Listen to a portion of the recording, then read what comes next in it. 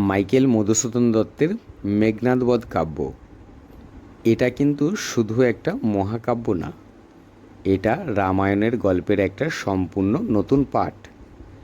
আজ আমরা এই মহাকাব্যের এমন এক অসাধারণ মুহূর্তের দিকে নজর দেব, যা আমাদের চিরাচরিত নায়ক আর খলনায়কের ধারণাকে একেবারে নাড়িয়ে দিয়েছিল। কি হবে যদি খলনায়করাই হয় গল্পের নায়ক? এই এক প্রশ্নই যেন পুরো কাব্যটার সুর বেঁধে দেয়। মাইকেল মধুসূদন দত্ত এই বিপ্লবী ধারণাটাকে কেন্দ্র করেই লঙ্কা যুদ্ধকে আমাদের সামনে তুলে ধরেছেন। প্রথম অংশেই দেখব এক বিপ্লবী মহাকাব্য। এখানে আমরা এমন একটা সাহিত্য কর্ম নিয়ে কথা বলছি, যেটা রামায়ণের তথাকথিত প্রতিপক্ষদের শুধু খলনায়ক হিসাবে দেখাননি, বরং তাদের মানবিক রূপ দেওয়ার মতো বিরাট সাহস দেখিয়েছেন।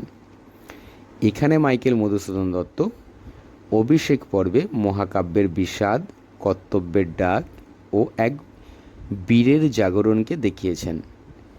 কবি কিভাবে স্বর্ণলঙ্কায় ঘনিয়ে আসা অন্ধকারকে দেখছেন।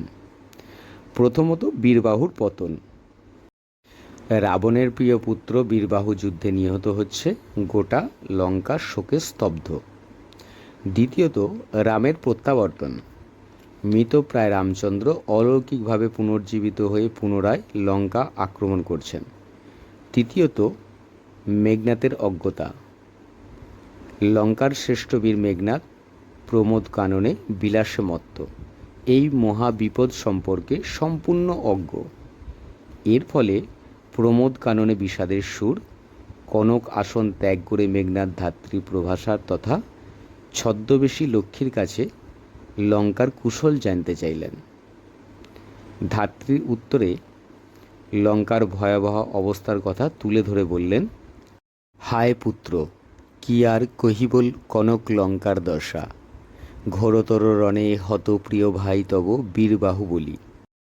এই অসম্ভব সংবাদ ও বীরের বিস্ময়, অতীতের বিশ্বাস, বর্তমানের ধাক্কা আর নতুন সত্য, ইন্দ্রজিৎ হতবাক হয়ে যায়।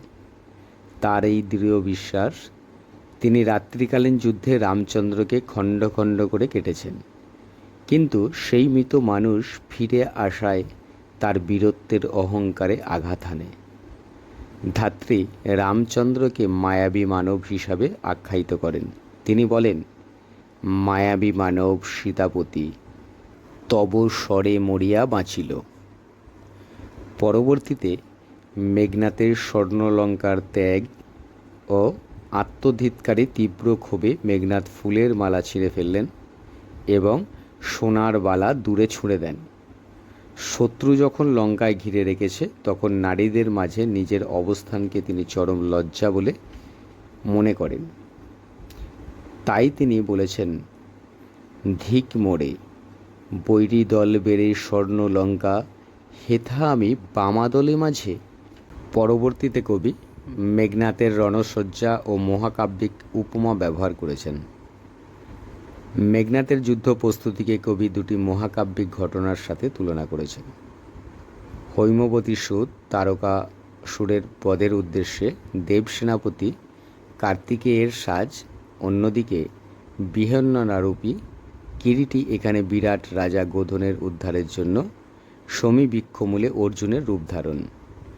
কবি এখানে দেবত্ব ও বীরত্বে এক অসামান্য মেলবন্ধন ঘটিয়েছে। তারপরেই কবি কর্তব্য ও প্রেমের দ্বন্দ্ব উত্থাপন করেছেন। প্রমীলার আকুতি এখানে প্রকট হয়ে ধরা দেয়। প্রমীলা মেঘনাদের হাত ধরে তাকে না যাওয়ার জন্য অনুরোধ করেন।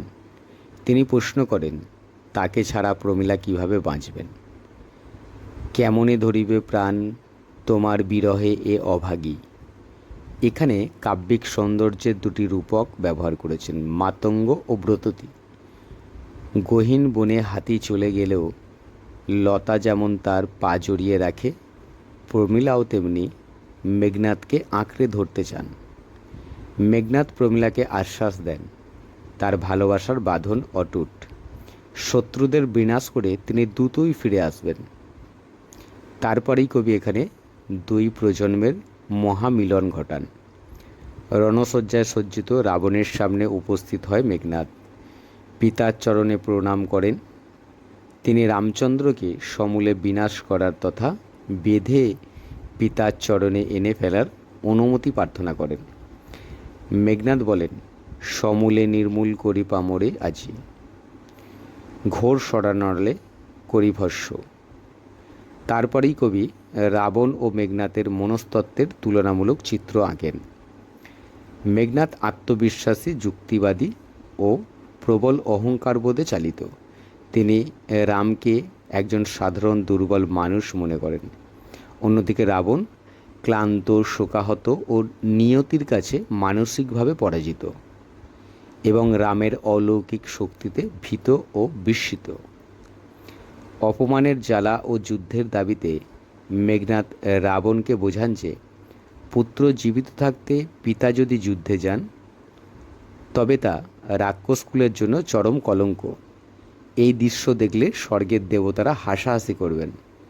পরবর্তীতে আমরা দেখি নিয়তির ছায়া ও পিতার সম্মতি।